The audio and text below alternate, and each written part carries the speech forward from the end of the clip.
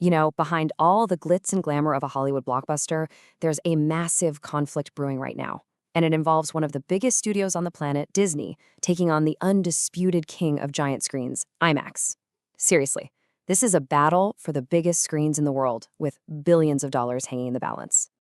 All right, so let's get into it. Here's what we're going to cover. We'll unpack how this cinematic Cold War even started, take a look at the key players caught right in the middle, break down Disney's pretty controversial countermove, and then we'll tackle the biggest question of all. What is actually at stake here, and who is going to be the first to back down? So, when you boil it all down, what you have here is this incredibly high-stakes showdown. And it's all over one simple but unbelievably valuable prize: exclusivity on the most desirable movie screens in the entire world. And what is that prize they're all fighting for? Well, it's that exclusive IMAX release window. In one corner, you've got Disney's MCU juggernaut, Avengers Doomsday. And in the other corner, you have Warner Brothers' super anticipated sequel, Dune Part 3. Both of them are absolutely desperate for that premium, totally immersive experience that, let's be honest, only IMAX can really deliver. And they can't both have it.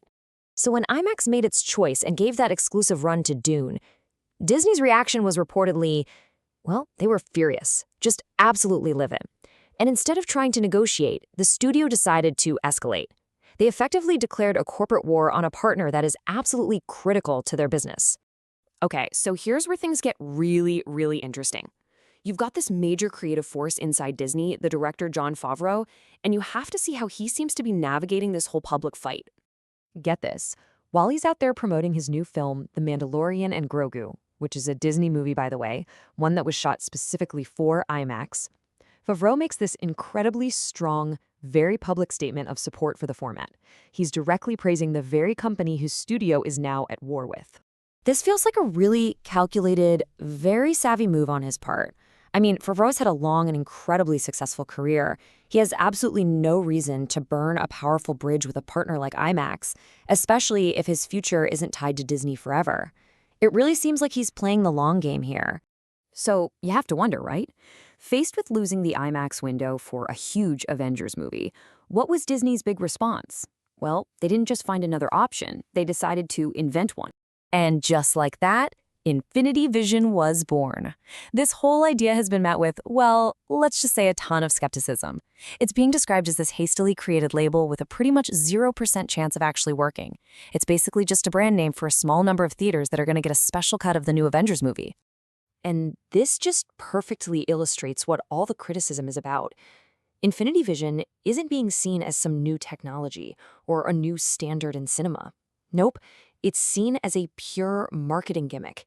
It's a way to fight back against the power of the IMAX brand by creating a new label, hoping they can trick audiences into feeling like they're still getting a top-tier experience. Now, this isn't just about some corporate squabble or who has the better brand name. This whole standoff has massive, real-world consequences, both for the box office numbers and in the boardrooms all across Hollywood.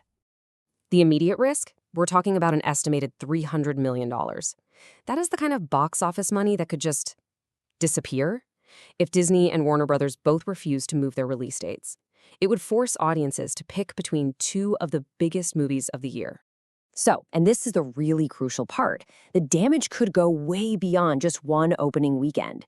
Disney is risking alienating the single biggest premium format on the entire planet, ticking off theater owners, and maybe even hurting the long-term financial health of their most valuable franchise, all by burning a really, really important bridge in the industry. So all of this brings us to the one central question that's just hanging over everything. In this high-stakes game of chicken, what happens next? It really feels like this can go one of two ways. On one hand, the smart business move is for Disney to just shift its release date. The potential financial loss is just way too big to ignore. But on the other hand, by coming out so publicly with Infinity Vision, they're signaling they are ready to dig in their heels. At this point, it feels less about money and a whole lot more about not wanting to be seen as the one who backed down. It really all boils down to this. Is Disney actually willing to sacrifice hundreds of millions of dollars at the box office just to make a point to a competitor and a partner?